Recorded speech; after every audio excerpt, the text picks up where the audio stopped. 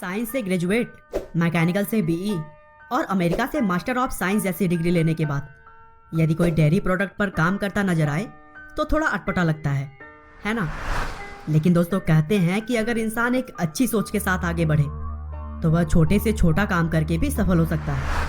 और इसी बात को साबित किया है वर्गीस कुरियन जी ने, जिन्हें अमूल कंपनी का फाउंडर माना जाता है। दोस्तों दरअसल अमूल कंपनी की शुरुआत गुजरात के छोटे छोटे गांव के गरीब दूध उत्पादकों को उनका हक दिलवाने के लिए किया गया था। और यह बात है करीब 1946 की, जब भारत भी अंग्रेजों का गुलाम था और उस टाइम गांव के गरीब किसानों को दूध मजबूरन दलालों को बेचना पड़ता था, जो कि उनकी मेहनत का एक बड़ा हिस्सा बिचौलियों के तौर पर खा जाते थे।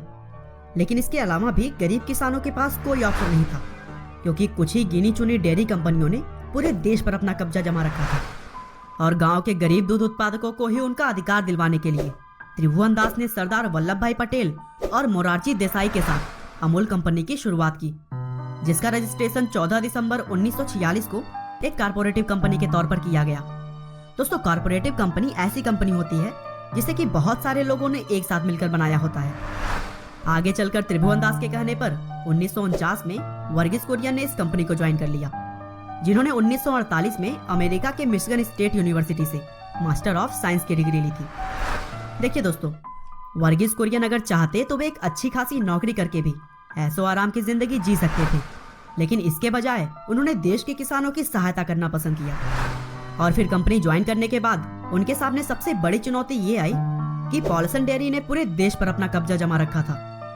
क्योंकि पॉलसन डेयरी उस टाइम की एकमात्र सबसे बड़ी डेयरी कंपनी थी, इसीलिए गरीब किसानों को बिचौलियों के माध्यम से मजबूरन उसी कंपनी को दूध बेचना पड़ता था, और वो भी बहुत कम दामों पर। लेकिन तभी गरीब किसानों को उनके हक को याद दिलाते हुए लोगों को समझाया बुझाया गया कि पॉलसन डेयरी को दूध ना बेचें और अपने इस कॉर्पोरेटिव कंपनी को ज्वाइन करें, ताकि बिचौलियों से बचा जा सके और दूध के सही दाम मिल सके।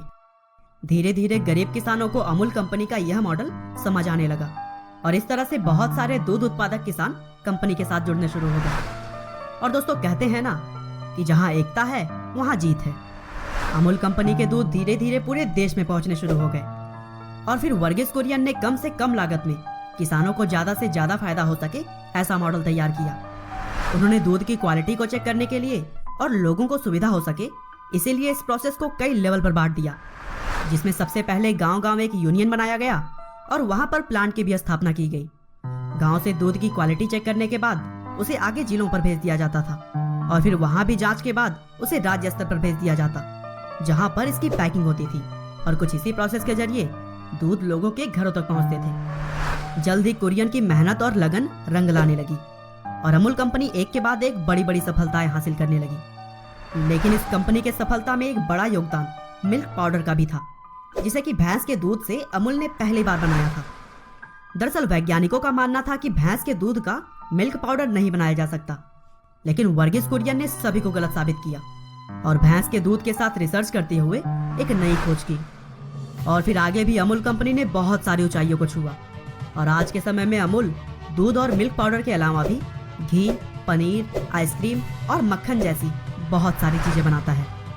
और अगर आज के समय की बात करें तो अमूल के साथ करीब 32 लाख लोग जुड़े हुए हैं, जो कि रोज दूध की सप्लाई करते हैं। और कुरियन के इस कंट्रीब्यूशन के लिए उन्हें पद्म विभूषण, कृषि रत्न और पद्मश्री जैसे बहुत सारे सम्मान भी मिल चुके हैं, और लोग उन्हें मिल्कमैन ऑफ इंडिया के नाम से जानते हैं। हालांकि डॉक्टर वर्गीस कुरियन अब इस दुनिया को छोड़कर जा चुके हैं। 9 सितंबर 2012 को गुजरात में उनकी मृत्यु हुई। लेकिन दोस्तों ऐसे शख्स भले ही इस दुनिया में ना हो, लेकिन उनके विचार और कर्म हमेशा जीवित रहेंगे।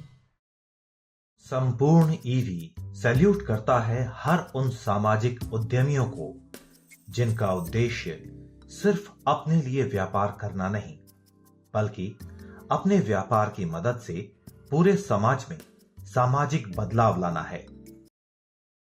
जय हिंद।